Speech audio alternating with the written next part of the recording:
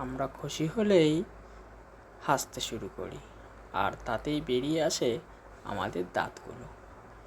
আমাদের শরীরের সবথেকে গুরুত্বপূর্ণ একটা অংশ হচ্ছে দাঁত, যাকে ছাড়া দেখতে একদমই আমাদের ভালো লাগে না।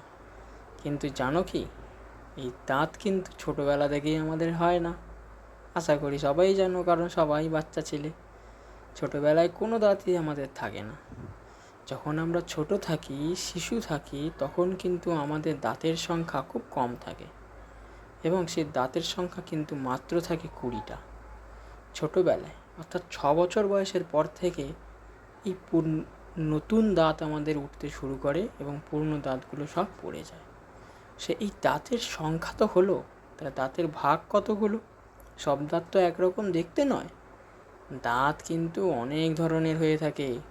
তার মধ্যে যে ভাগগুলো সবথেকে বেশি জানি আমরা, সেটা হচ্ছে ইনসাইসর্স, কায়োনিন, প্রিমোলার, মোলার আর উইজডম টুথ।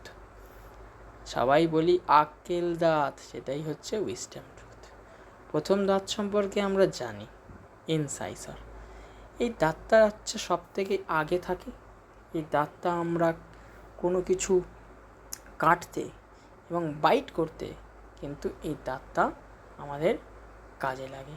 এই দাঁতটা কিন্তু আমাদের একদম ফ্রন্টের দিকে থাকে। এরপরে যে দাঁতটা আমাদের থাকে সেটা হচ্ছে কায়োনিন। কায়োনিন নামক দাঁতটা কিন্তু আমাদের দুটো যে প্রধান দাঁত, প্রথম সারির যে প্রথম দুটো দাঁত, তার পাশে কিন্তু এই দাঁতটা থাকে। এই দাঁতটা কিন্তু খুব স্ট্রং হয়। এই দাঁতটা কিন্তু খাবার ছিঁড়তে আমাদের ভীষণ পরিমাণে সাহায্য করে থাকে। তাহলে ইনসাইসার দাঁত কোনো কিছু ছিঁড়তে আর সেটাকে টুকরো টুকরো করতে সাহায্য করে কিন্তু কায়োনিন নামক দাঁতটি। এটা কিন্তু যে প্রথম দাঁতটা বললাম ইনসাইসার, তার কিন্তু দুটো পাশে থাকে। এরপরে যে দাঁতটার কথা বলবো সেই দাঁতটার নাম হচ্ছে প্রিমোলার। এটা কিন্তু ঠিক কাইনেসের পিছন দিকে থাকে। এগুলো বড় হয় দেখতে, এগুলো কোনো কিছু জোরে জোরে চেবাতে, সেগুলো চিবিয়ে চিবিয়ে নষ্ট করতে কিন্তু আমাদের সাহায্য করে। এবং এই দাঁতটা কিন্তু সবসময় থাকে না।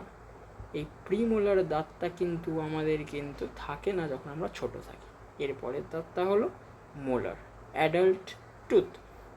এই টুথটা কোনো ভারী জিনিস, কোনো শক্ত জিনিস, সেগুলো চেবাতে, সেগুলোকে পিষে ফেলতে কাজে লাগে কিন্তু আমাদের এই দাঁতটি। এই দাঁতটির নাম কিন্তু মোলার। তাহলে আজকে আমরা দাঁত সম্পর্কে কিছু জিনিস জানলাম। তো ভিডিওটা যদি ভালো লেগে থাকে তাহলে করো লাইক, সাবস্ক্রাইব অ্যান্ড শেয়ার।